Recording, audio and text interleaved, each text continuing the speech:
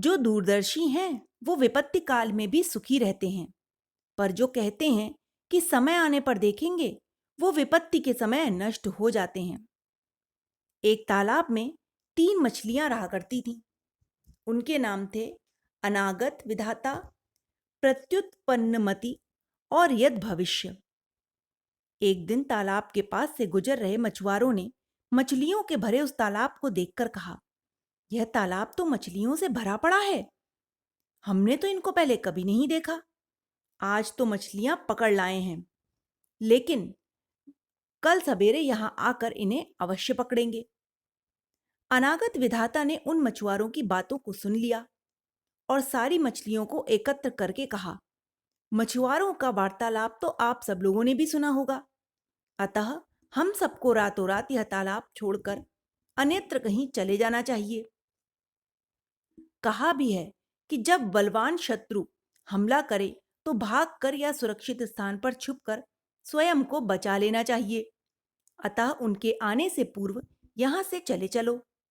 यहां एक क्षण भी रुकना उचित नहीं है। उसकी बात को सुनकर प्रत्युत्पन्नमति बोली, तुम ठीक कह रही हो, यहां से चलना ठीक ही होगा, अतः शीघ्र चलो। दोनों की बात सुनकर यद भविष्य बोली, आप लोगों ने सही निर्णय नहीं लिया है। मछुआरों के कहने मात्र से ही डर गए। हम पूर्वजों के इस तालाब को छोड़कर कहीं नहीं जाएंगे। भाग्य अनुकूल होगा तो हम यहां भी सुरक्षित रहेंगे, और यदि भाग्य प्रतिकूल हुआ तो कहीं भी चले जाएं, किसी न किसी के जाल में फंस ही जाएंगे। समय आने पर देखेंगे। तुम्हें जाना हो तो जाओ, मैं नहीं जाऊंगी। अनागत विधाता और प्रत्युत्पन्नमति अपने परिवार सहित वहां से चली गईं।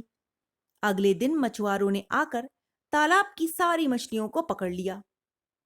इसीलिए कहा है कि जो होगा वो देखा जाएगा, या समय पर देखेंगे की नीति नहीं अपनानी चाहिए, क्योंकि ऐसा करने पर विनाश ही होता है। हमें प्रत्येक विपत्ति का उचित उपाय करना चाहिए। कथा सुनाकर टिटिहरी बोली। अब इस पर टिटिहरा कहता है कि तुम मुझे यद भविष्य की तरह समझ रही हो। मैं निष्कर्म नहीं हूं। तुम मेरी बुद्धि का चमत्कार देखो। मैं अपनी चोंच से इस दुष्ट समुद्र को सोख डालता हूं। विशाल समुद्र से लड़ना उचित नहीं है। असमर्थ पुरुष का क्रोध उसका स्वयं का नाश करता है। शत्रु की शक्ति को जाने बिना युद्ध करना मूर्खता है। आग की ओर बढ़ने वाला पतंगा स्वयं विनाश की ओर बढ़ता है। टिटिहरी ने पति को समझाते हुए कहा, प्रिय, ऐसी बात नहीं है। जिसके पास उत्साह रूपी शक्ति है, वह शक्तिहीन होने पर भी शत्रु का सामना करने में समर्थ है।